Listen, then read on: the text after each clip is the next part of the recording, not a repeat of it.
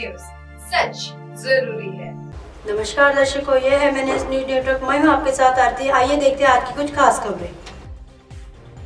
सुख दुख के साथी है भाजपा कार्यकर्ता। उत्साह से मनाया गया स्थापना दिवस। भाजपा के राष्ट्रीय महासचिव विनोद तावड़े ने कहा कि भाजपा कार्यकर्ता नागरिकों के सुख दुख के साथी है। कार्यकर्ता के बलिदान से पार्टी आज जिस मुकाम पर पहुंची है, वे पार्टी के स्थापना दिवस पर शिक्षक सहकारी बैंक के सभागृह में आयोजित सम्मेलन को संबोधित कर रहे थे। उन्होंने कहा कि एक समय पार्टी को उम्मीदवार तलाशने पड़ते थे, आज टिकट के लिए लाइन लग रही है। अटल बिहारी वाजपेयी तथा लाल कृष्ण आडवाणी ने जिस संकल्प के साथ पार्टी की स्थापना की थी, उसे प्रधानमंत्री नरेंद्र मोदी आज पूरा कर रहे थे। उन्होंने कहा कि शहर में नितिन गडकरी एवं देवेंद्र फडणवीस जैसे नेता कार्यकर्ताओं ने उनसे प्रेरणा लेकर भाजपा को आगे बढ़ाना चाहिए। प्रधानमंत्री नरेंद्र मोदी के नेतृत्व के पिछले 9 वर्षों से देश ने विकास को नए आयाम हासिल किए हुए हैं। पूरी दुनिया इसे आश्चर्यचकित है।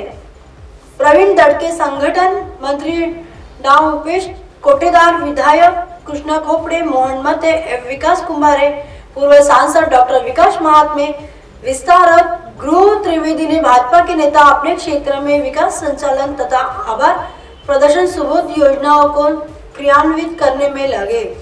आचार्य ने किया। इससे पहले पार्टी इस अवसर पर शहर अध्यक्ष विधायक कार्यालय में ध्वजारोहण किया गया।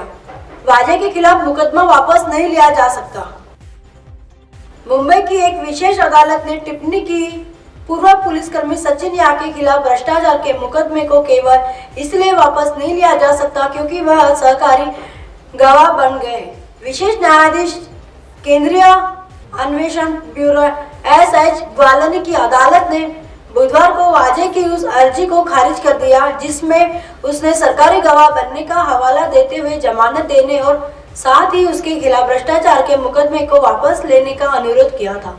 फैसले की प्रति गुरुवार को उपलब्ध हुई। वाजे ने अपनी याचिका में कहा कि उसे माफी देने का उद्देश्य समाप्त हो जाएगा अगर उसे सुरक्षा के नाम पर जेल में रखा जाता है।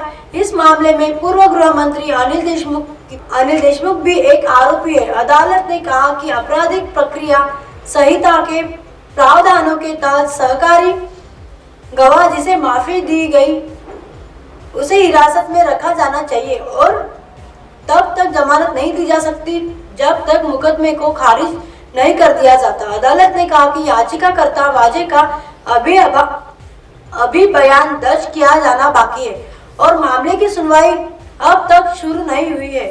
सट्टेबाजी संबंधी ऑनलाइन गेम पर सरकार लगाएगी बैन।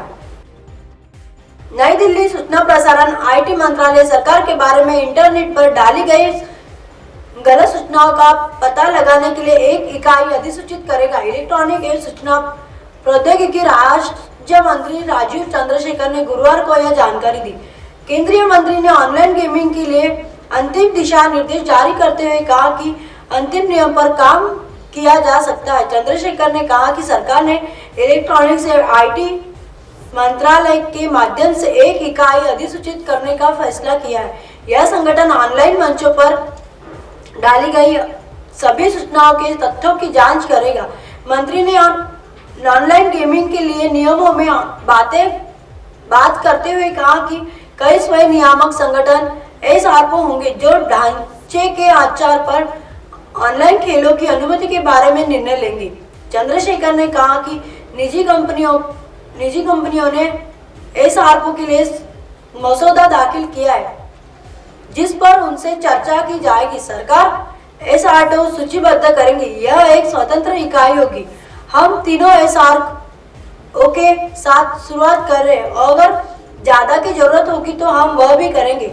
सरकार ने आईटी नियम 2021 के अंतर्गत ऑनलाइन गेमिंग के लिए नियमित अधिसूचित किए हैं। उन्होंने कहा कि वास्तविक धन में होने वाले जुए संबंधित किसी भी ऑनलाइन गेम को संचालित होने की अनुमति नहीं दी जाएगी। उन्होंने कहा कि धन जुटाने वाले ऑनलाइन गेम्स को केवाईसी नियमों का पालन करना होगा। विज्ञापनों से सतर्क रहे मीडिया संस्थान। केंद्र सरकार ने मीडिया संस्थानों को सट्टेबाजी मंचों के विज्ञापनों को लेकर आगाह किया। मुख्य द्वारा के अंग्रेजी और हिंदी अखबारों में इस तरह की विज्ञापन सामग्री प्रकाशन होने के कुछ दिन बाद यह परामर्श जारी किया गया है। केंद्रीय सूचना एवं प्रसारण मंत्रालय ने अंग्रेजी और हिंदी अखबारों में कथित तौर पर सट्टेबाजी की पेशकश करने वाली वेबसाइट के विज्ञापनों और प्रचार सामग्री को प्रकाशित करने के हालिया उदाहरणों को लेकर कड़ा एतराज जताया है।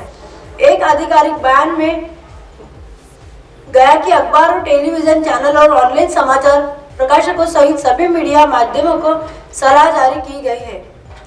अब आप हमारे चैनल को आपके मोबाइल पर भी देख सकते हैं। मोबाइल ऐप पर देखने के लिए प्ले स्टोर से MNS news TV app download करें। इंस्टा, लिंक, ट्विटर, हाईकुक, फेसबुक और कई सोशल मीडिया के प्लेटफॉर्म पर हमारा चैनल उपलब्ध है। आप इसे यूट्यूब पर भी देख सकते हैं।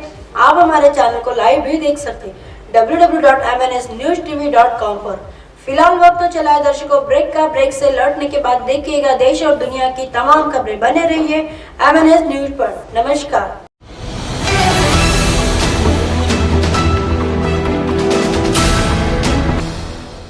ये है MNS न्यूज नेटवर्क और आप देख रहे हैं MNS न्यूज।